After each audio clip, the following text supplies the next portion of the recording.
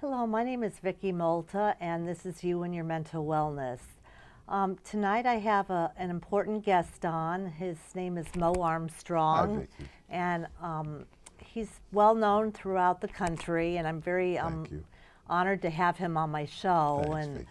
he works at he's the director of the Institute of Peer Support, Self-Determination, and Resiliency at the VA hospital in West Haven. That's right. So why don't you tell me a little bit about what you do there and what it's about?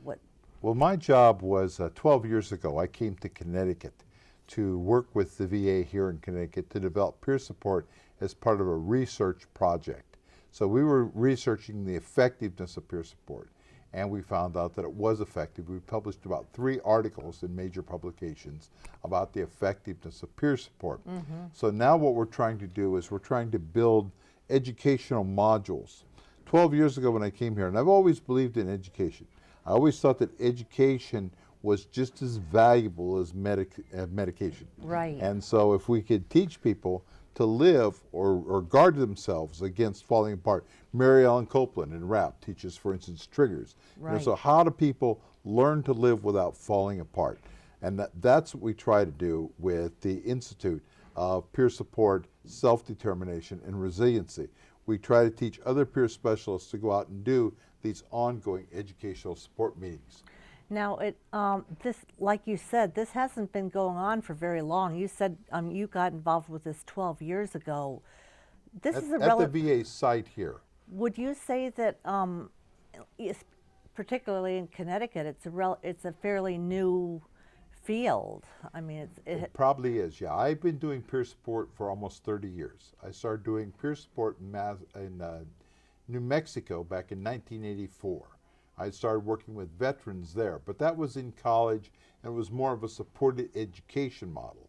So my job was through peer support, keeping veterans in college, keeping veterans in their degree program, and while I was doing that, I myself was going to school. I didn't really start college till I was 40 years old. And then during that time, I had 7 years at the College of Santa Fe, where I was the representative of the Veterans Administration doing peer support at the college, and I did 250 some credits in about 8 years in total. And so I started peer support, and I went from where we have almost had 100% failure to 100% success. wow, that's amazing. Just with peer support. And that was just Right. using academic materials. But what I noticed at that time, and which really turned me around, was learning and learning how to problem solve through learning, right? Reading something and talking about it and learning how to not fall apart if people couldn't complete their lessons, but actually work and complete their homework, go to class. That actually helped keep people stable with their psychiatric stuff. So I thought I should just be doing this all the time, not just in a college setting. Right. So what is it about peers that have the effectiveness that it does have that maybe people who aren't peers, other providers who try to work with people in recovery, what is it that has caused it to become such a success? I think that we in mental health don't really look. We hear that people want to give back. People say, my God, I got help and now I want to help others. And we really haven't opened the door for people to have that opportunity. We really haven't seen that as a credible professional job.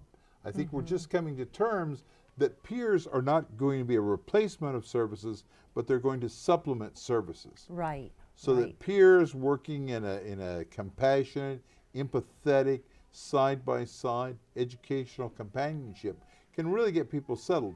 Then when they go into their professional appointments, they're all settled down. Right now, when everybody comes into their professional appointments, sometimes they're at their worst. Right. And people that work in the field can't get their job done. The jobs today really are not therapy, psychodynamic therapy like we remember from the 50s, 60s, or 70s.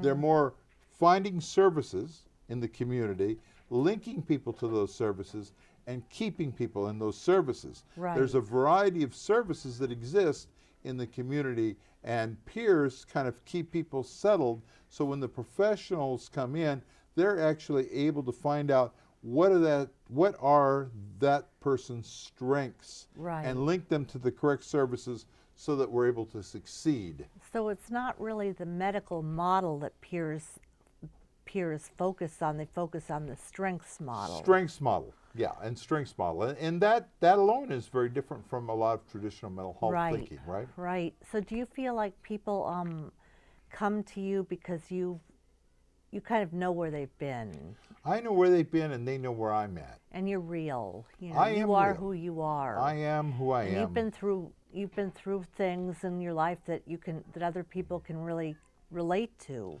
I think that has been the case almost consistently. There are some people, just like everywhere, I'm not for them, right? Right. But I try to find people who I relate to them and they relate to me, and we try to build a community of kind of wellness. Right. So it's like a connection. It's a It is like a that you- connection. that you have, and And they have with me and I have with them. And my story is their story. You know, I mean, I started off in this thing kind of in the war, decorated combat veteran, going along, going to be a lifer in the military. And then one day I became totally mentally ill and was medevaced out of Vietnam, put into a locked ward psychiatric hospital, the U.S. Navy, and I've never been the same since. Now, what is not the same since? Not the same since means that I have not been able to sleep. I do think that the psychiatric stuff is biological. And I do think an indicator of this is the inability to sleep at night and continue to sleep all through the night without any interruptions. Anxiety, or in my case, even hearing things, like thinking a radio's playing in the next room or somebody's moving who's not there. Right. So I try to keep a real constant sleep routine. But you know, it took me 20 years to figure that out, Right. Because like everybody else, the problem with mental illness, the way it's portrayed in movies and even our public perceptions of mental illness, is kind of everybody's in a straitjacket. right. But actually, those of us that have these conditions, we're able to live kind of substandardly many times, but we're able to live without these kind of psychotic fall apart episodes. Right. Now, what do you think about? So you're talking about how it's a physical, you know, it's mental illness is physical. Would you say that, like maybe when you were, I don't want to touch into this too deeply, but just a quick thing, when you were in the war, do you think the trauma might have impacted you? I definitely think that there's trauma involved in my situation. I think I was put through so much combat and so much war that I developed post-traumatic stress to the point of having symptoms of schizophrenia. Hear stuff, see stuff, think stuff, schizophrenia. I hear things, and also sometimes I see things. Like I think that cockroaches are there, or I see movement that doesn't exist. You know, or I hear this scratching, whooshing, whispering sound that doesn't exist. Right. But you know, you are a real survivor, not just survivor, but in spite of that kind of an experience that you had, well, how did you get it in? How did you start getting it into yourself that you wanted to give back? And so you said that after 1965 you were in Vietnam, and then you moved to New Mexico, and that's when you really started doing the service work. It sounds like you're a real people person. The way Well, you wanna actually, give. I moved to New Mexico 1967 for the first time. And the reason was that I couldn't live in urban settings. I couldn't live with other people. So I had to go deep into solitude in the mountains of New Mexico for about 4 years to kind of rebuild myself. And then when I came out of that, I was a whole new person and I could kind of deal with things better. But when I first got out of the war, they used to call it shell shock. I mean, today they Right. call it post-traumatic stress. I did feel like somebody just like shocked my brain or something. And I kept crying and I kept being upset and I kept hearing things that weren't there. But in New Mexico, I discovered that being in a peaceful environment really helps if my mind's unsettled. So even today when I go home, I try to have total tranquility. And of course, the easiest way to get total tranquility is to stop network television. Right. Yeah. Yeah. So I live a pretty Bad quiet news. life at the house. If I get my news, I get it off the internet or off newspapers in small increments. Right. But I don't get flooded with images and stimulation, and that also helps keep me calm. So do you feel like you can have some degree of control over how you choose to live your life in an effective, successful way today? Or maybe before in the past there were these things that were out of your control? I have to build a really pristine environment and live a pristine life so that I don't fall apart. Right. Okay, I have no options. Also, I found out that other things like eating right, a little exercise, reading, rather than getting drunk. It's real seriously, there's a lot of booze that enters into those of us who have mental illness, right? And so Right, I found that what we call co-occurring disorders or co-occurring conditions, right? Right. So I found out that reading was kind of the antidote for the booze thing. So I read a lot. I read a couple of books a week now, actually. Well, you have 2 bachelor's degrees and 2 master's degrees, so you're obviously very intelligent. And your degrees were in business and English. And English. so that's so you what kind of in English? What were the kind of books that you liked to read? Well, I back liked actually King Lear because it dealt with mental illness. If you remember, Edward is thrown out into the heath, and he's a person with mental illness who now has to live abandoned and forgotten, living in the woods. And so I liked that. I liked there was New Mexican novels, which Bless Me Ultima and other stuff. I also liked Denise Chavez and the Last of the Menu Girls. It was a story about a young Mexican-American woman who worked as a waitress, and her life she had in southern New Mexico in Las Cruces. So I would read a lot of books about New Mexico, and then I moved to Boston in '93. And I've been in the Northeast since '93. And what did you do in Boston? Boston, I also set up peer support. So I was brought in by Vinfin Corporation, and I started doing peer support.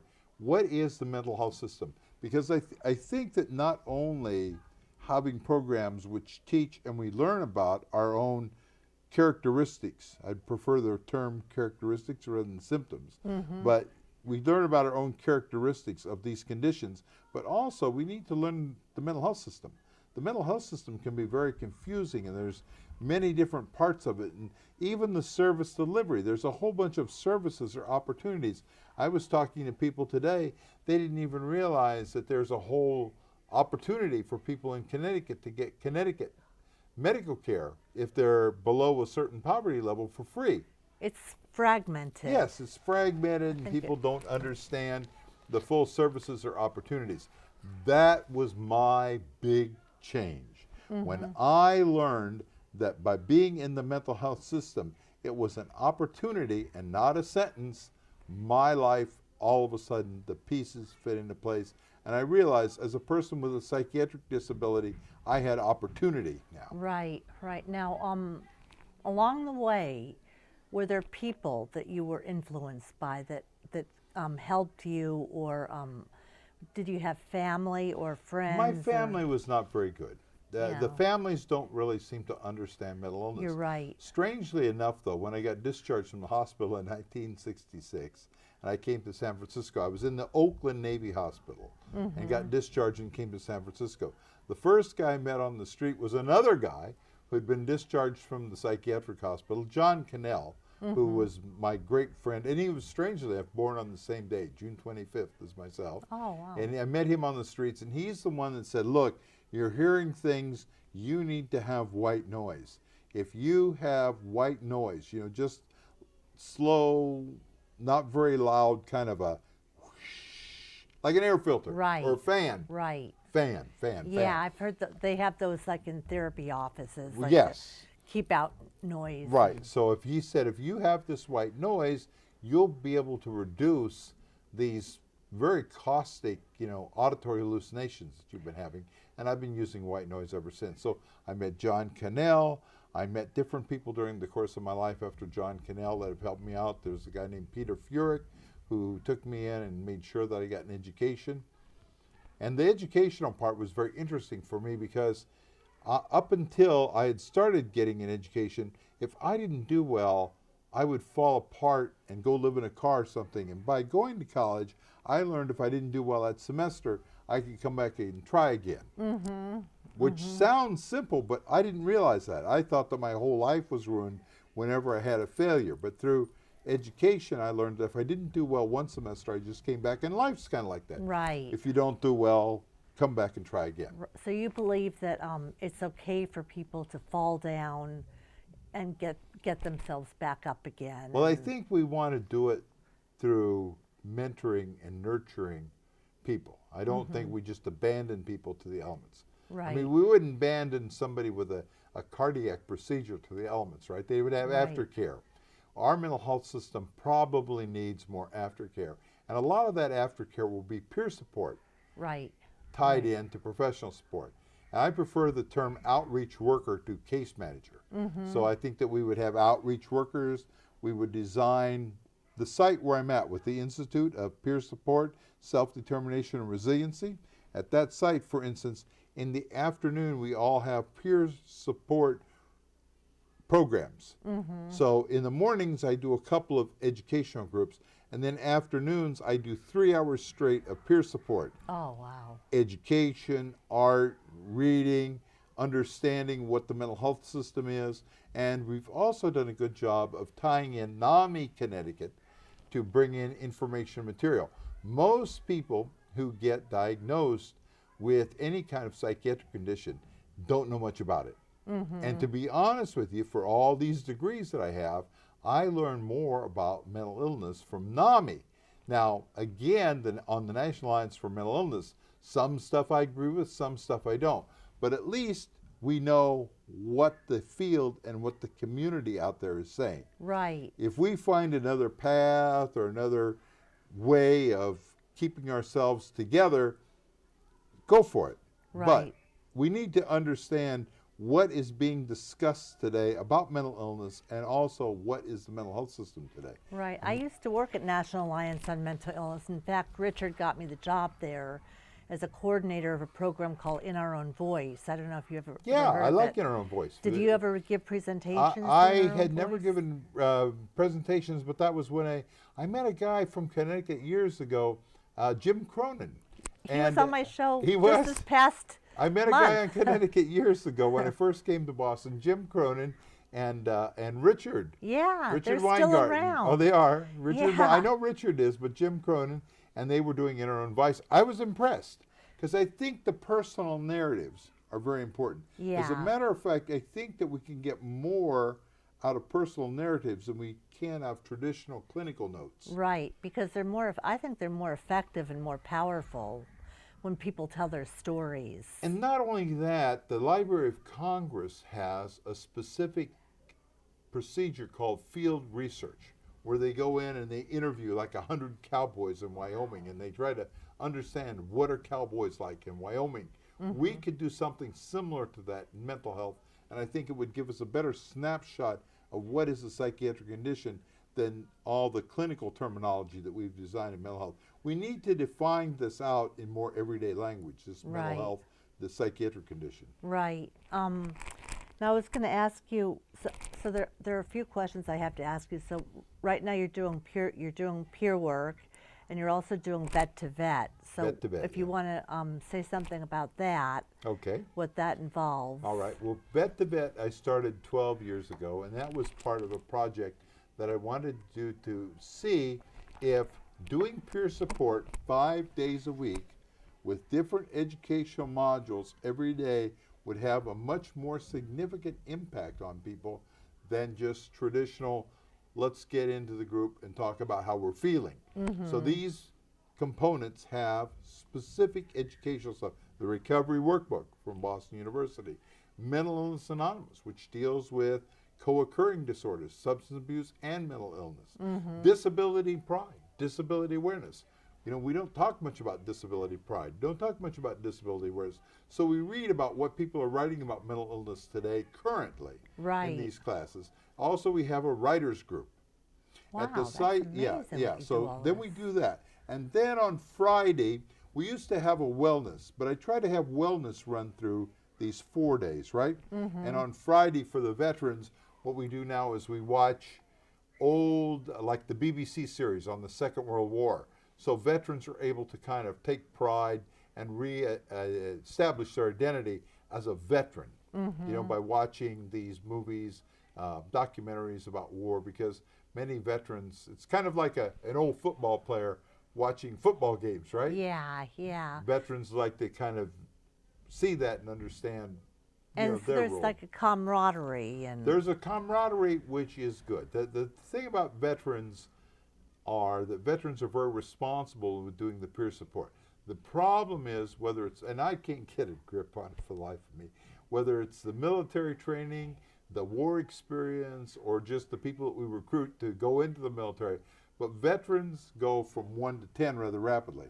There's no like lag time. You know, like in other places I've worked, people in the state mental health authorities, their onset was usually 18, 16, and then it went into 25. Most veterans didn't have an onset of the psych stuff until they had been in the military for a few years. So they had a delayed onset of psych stuff, and the psych stuff that they had was very sharp, very extreme. And so veterans might look good, you know, like have a nice shirt, nice pants, and everything else, but they can get real flipped out real fast. because all they're right? probably hypersensitive Hypersensitive. to noise and Everything. And so- so that's well- the difference between veterans that I noticed between, because in Massachusetts, I worked in the public mental health sector. So I was exposed to a lot. I did the Peer Educators Project in Massachusetts for many years. And that was also where we got the term, each one, reach one, teach one. So that's the wow. concept of whatever I do. Each one, reach one, teach one. wow. So you've really touched hundreds, maybe thousands of people's lives. 30,000 people a year in Los Angeles alone go through vet-to-vet peer support. Oh wow. And I've do you- forgotten how many. I think we contribute something like in volunteer hours in Alabama and Georgia, almost $100,000 a year in donated hourly wages. wow, that's amazing. So why don't you tell me some success stories of people that you've worked with? You know, people who've been Okay. through the program and what they're doing now, and how they've changed their lives, or Well, most of the people that I've worked with within the VA have at one time or another been homeless. And the VA, in the case of the Veterans Administration, the veterans that are in the VA system have had a lot of exposure, and they themselves have been victims, for lack of a better word, of substance abuse. right, So, right. you know, I'll give you an example. There was a guy who was living in Chicago, smoked endless crack pipes, lived in a depleted, you know, what they call a crack house, Right, right, where yeah. nobody lives there. He's kind of falling asleep with his lips on the pipe. He completely falls apart, realizes he can't take it anymore, ends up in Bridgeport, Connecticut, comes across country, and we pick him up. And now he's returned. He's a full-fledged pastor, and also he's a vet-to-vet facilitator, and also he's a guy who really works with other people to bring them back to levels of what we call sanity, stability, safety, and sobriety. Wow. Those are the four That's S's. really, really rewarding to see people change like that. But For me, yes. for yourself, I know I want to quote a couple things that you said, and we only have a couple minutes left, but you said you're energized by working with peers, and you have a deep-seated belief in the resiliency of people and to not fall apart despite obstacles. And I just have a question. What do you do about, do you ever get burned out, or what do you do I to get get kind of, yourself to, you know, get away, escape? First off, biological. When the minute I realize this is biological, I take time to shut down at night. No stim, no Right. stimulation, right? Get quiet. Couple of lead hours before I prepare to go to sleep, where I'm relaxing, relaxing, relaxing. Instead of liquor, I use sleepy time tea. So I have bags of sleepy time tea there. I have a sleep apnea machine now, which I do helps too. a lot. It's amazing, the sleep apnea machine, isn't it? It helps you Yeah. feel better in the Oh, morning. it's fabulous. It's fabulous. Really underrated, sleep apnea machines. I keep the white noise going. I use Right. every trick in the book to knock down at night so that I'm not overextended. I can't miss a beat. So I try to keep at least 8 to 9 hours of sleep and then just go like blazes during the day. Well, that's so you know yourself. You know, it's all about knowing yourself and your limits and Well, the brain needs to rest. right. And almost everybody who I've ever met who has mental illness, they are like me. They have weird interrupted sleep patterns. I do too. And they themselves have to really set aside time to regroup and recoup. Right. But that also means that I'm kind of like sometimes not conversational, you know. And, Yeah, You know, and yeah. sometimes I'm very quiet and I can't take phone calls at past certain hours. And so I have limits, you know. I'm not able to get back to people as rapidly as kind of high-powered executives might. Right. Well, I mean, I think there's certain times during the day that we're more productive, and other times when we are having maybe a harder time. And so, but anyway, I think we're running out of time. We only have a couple of minutes, but I Well, thank just, you, Vicki. you know, is there anything that you want to talk about that? Well, I think you'd that, like you know, to for share. me, the reason I moved from New Mexico to the Northeast, and I think that Connecticut is an example, is that you have a much higher funded service delivery for mental health. And I have been learning from you in the Northeast what would be a good system. In Connecticut, you're blessed, you have DEMAS. And for years, DEMAS has always been, I think, in the Northeast, really cutting edge on what it tries to provide for people. You have a sense of social services which are needed not to let your citizens fall below a certain level. Right. And that's really commendable. You know, you don't see the big time destitution. You've been to California. I mean, Right. California, people like it. It's kind of modern. It's kind of hip. But at the same time, there's just almost so many homeless people in the streets. It's like Calcutta. Yeah. The yeah. Northeast has really done a good job of trying to turn that around so that you don't have the tragedies of people falling apart, and people get mental health care here at a much higher and better level than I think. And especially in Connecticut, you're one of the better states that I've seen as I've traveled across country. And this site where I work now is probably, I think, the best VA site we have in the United States. Many times, if I had a dream, that site where I'm working today would be the national training site. I think these conventions and conferences for mental health don't work so well. People need to come to a site that's good. We need to find a good site and have people come to that site and get trained rather than just go to these conferences and learn and go back and not being able to implement these new modern services. Right, right. Well, it's been great talking to you. Thank I'd you. love to have you on again, you know, Thank when you. you can. Thank you, I know Vicki. you're nearby, so I'd love to have another talk with you. And Thank it's been you. really informative and interesting. Well, and thank you. you're doing great work Thanks. over there and at the VA. And Thank you. you know, keep up the wonderful work. thank you, Vicki. You know, it's very, very. It's an honor to be with you on this show, and it's also I'm grateful to be in Connecticut. Me too. Okay, so I want to just thank you, Mo, for being on the show. I want to thank Josh Kelly for doing the production and camera, Madison Cable Access Group, Antoinette Jalbert for distribution, Katrina Skiana for website, Abigail White for running the studio, and so thank the audience for tuning in, and we'll see you next month. Thank you, Vicki. Thanks.